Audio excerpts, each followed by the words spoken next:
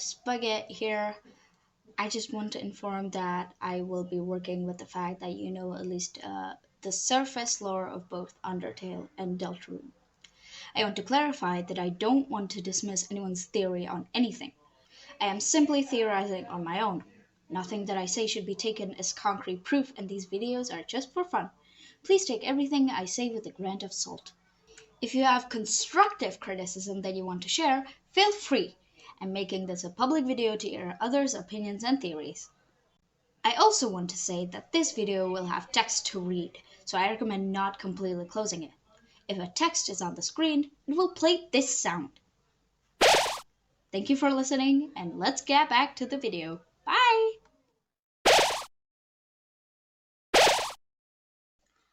Hi guys! Before actually talking about the divorced couple of 2025, I want to have a talk with you guys. You can skip to this part if you'd like. Thank you. First and foremost, I want to apologize for not uploading. There has been a lot happening, and I don't want to ramble too much. However, I probably won't be uploading much even more now. I've been really mentally drained because of my current situation, which is practically being homeless with nowhere to go but to my abusive dad. And as much as making videos and brainstorming about Deltarune and Undertale made me feel better, right now it wasn't helping as much, mostly because the hyperfixation I had, again, is practically gone. And as much as I love to make videos about different topics, I'm scared that it won't get as much traction, or that I won't be able to find any ideas. My current hyperfixations are fighting and Forsaken, Roblox games, and I can't really think of what to make of these. I wanted to try and talk about some ARGs, but I fear so many people did this already. Again, sorry for the rambling. I suppose I find comfort even in the few people that will see this. I may not even be able to record voices for my videos since my mom and relatives are arguing a lot. That's Slavic families for you. My tutorial video gained 50k views and oh my god, I cannot be happier, which only makes the guilt worse with not uploading. As much as I had to do this, I have a PayPal. If you can help in any way, even if it's commenting some video ideas that you want me to cover since I am actually out of ideas. Jesus, this is way longer than I thought. Okay, back to the video. Thank you so much for everything, and I love you guys.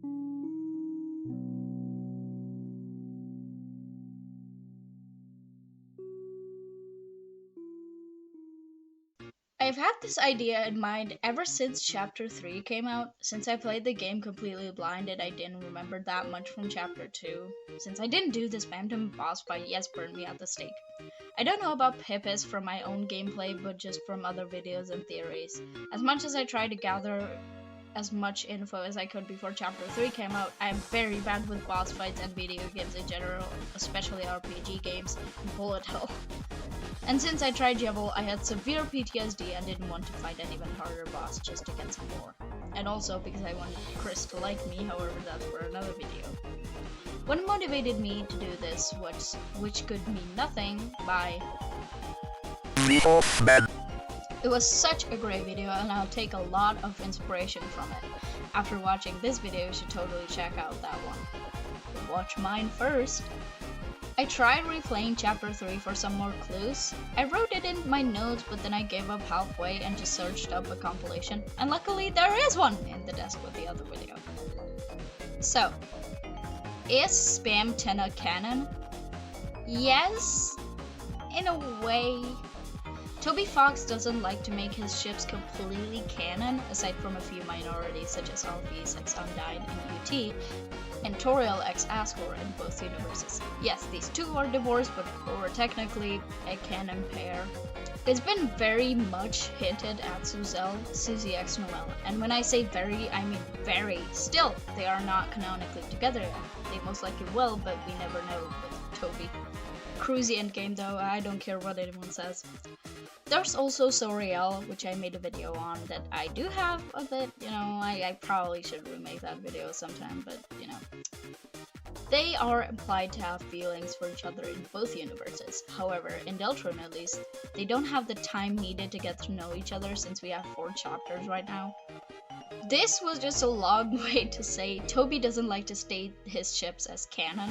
He likes to leave things up to interpretation. To get to my previous point, most hinted ships don't have the time to get together yet, considering we are 4 chapters in.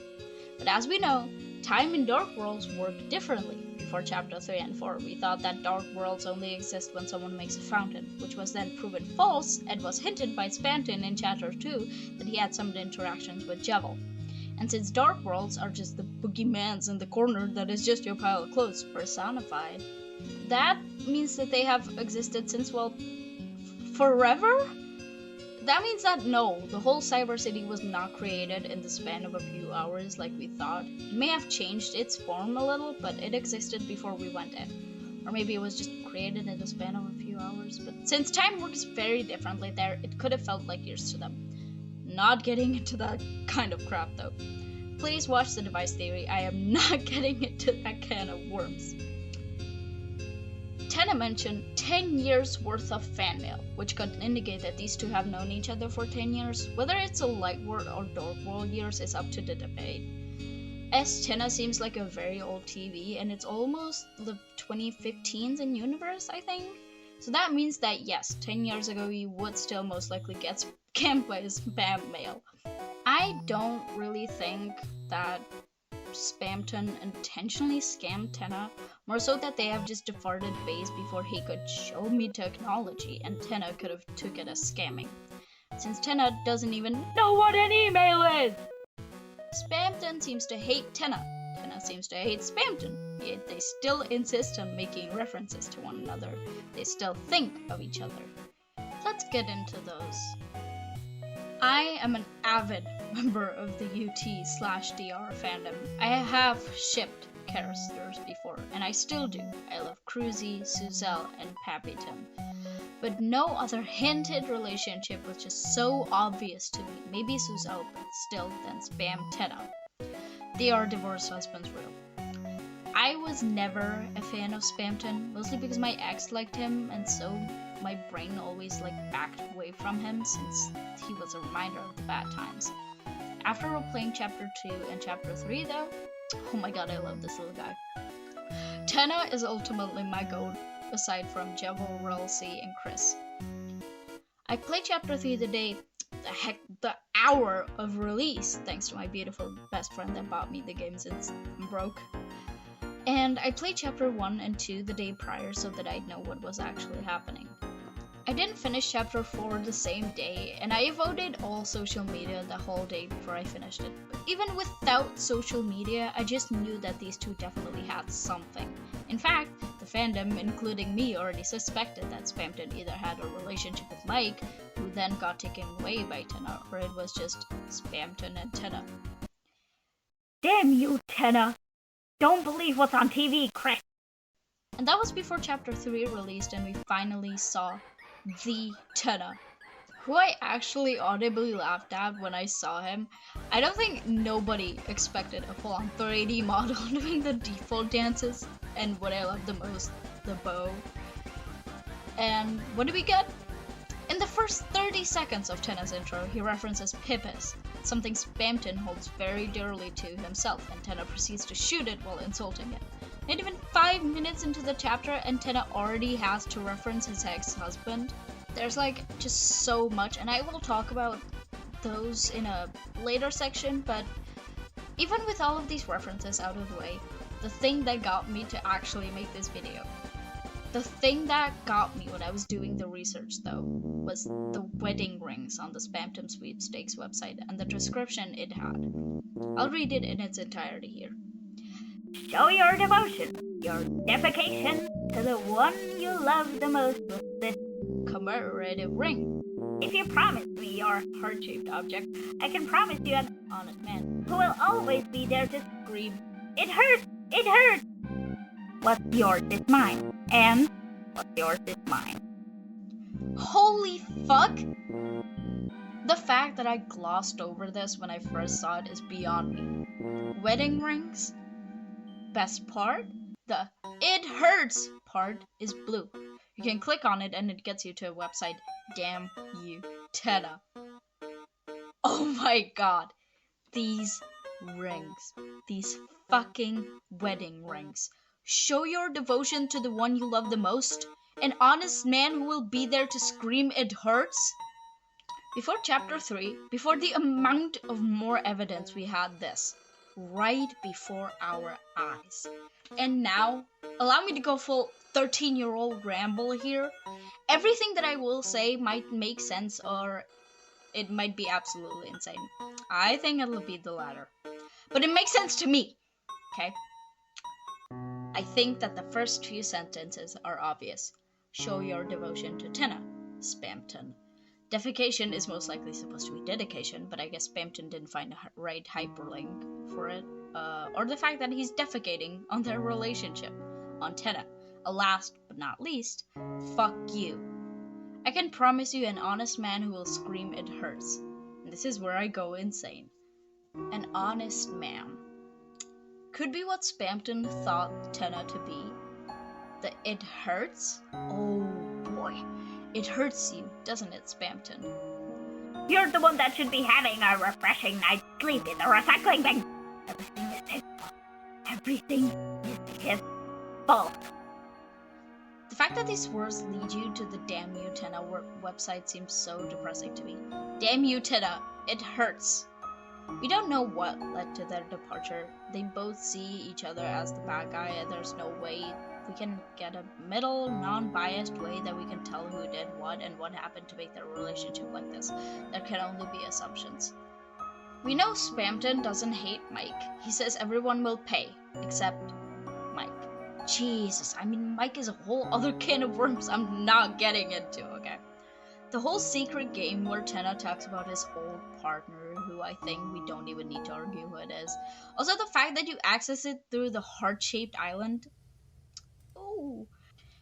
In Deltarune, being queer is something that is considered totally normal. There's no prejudice on anything. Which is why we should definitely consider that partner doesn't just have to be a business one. I gave him everything I had. We all know Spamton is like Gaster's little buddy.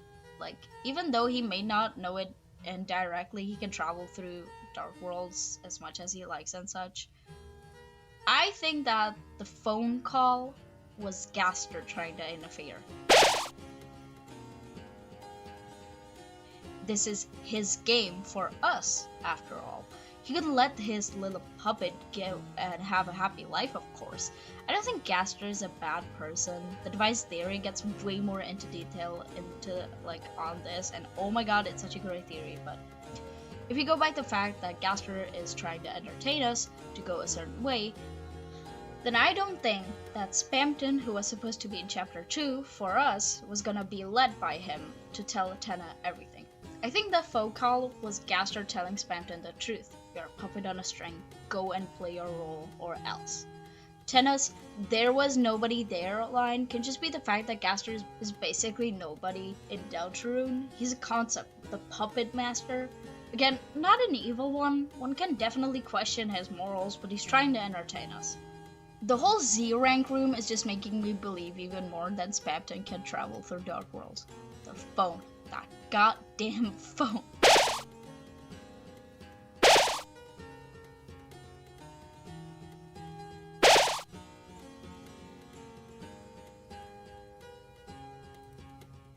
I do know that Tenna and Spamton met because Chris brought the laptop to their home, but still he also has some interactions with Jevil. I just really think that Spamton is Gaster's special little boy, you know. Yeah. Toby does not play on light motifs, especially in his music. TV Time is literally just Spamton's theme.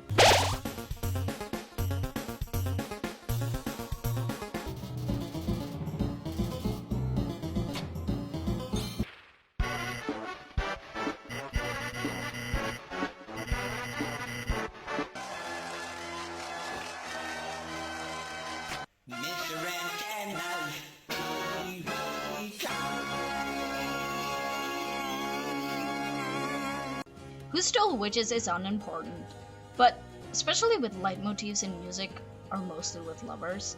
Heartache and Asgore's theme is just Spamton and Tenna. They have their motifs in their themes. They are still thinking about each other. Tenna is stuck in the past, desperate for people to watch him, but also stuck with the past with Spamton. What they did together, what they had. They think they hate each other, but it's actually just grief. But when they finally had the opportunity to meet again,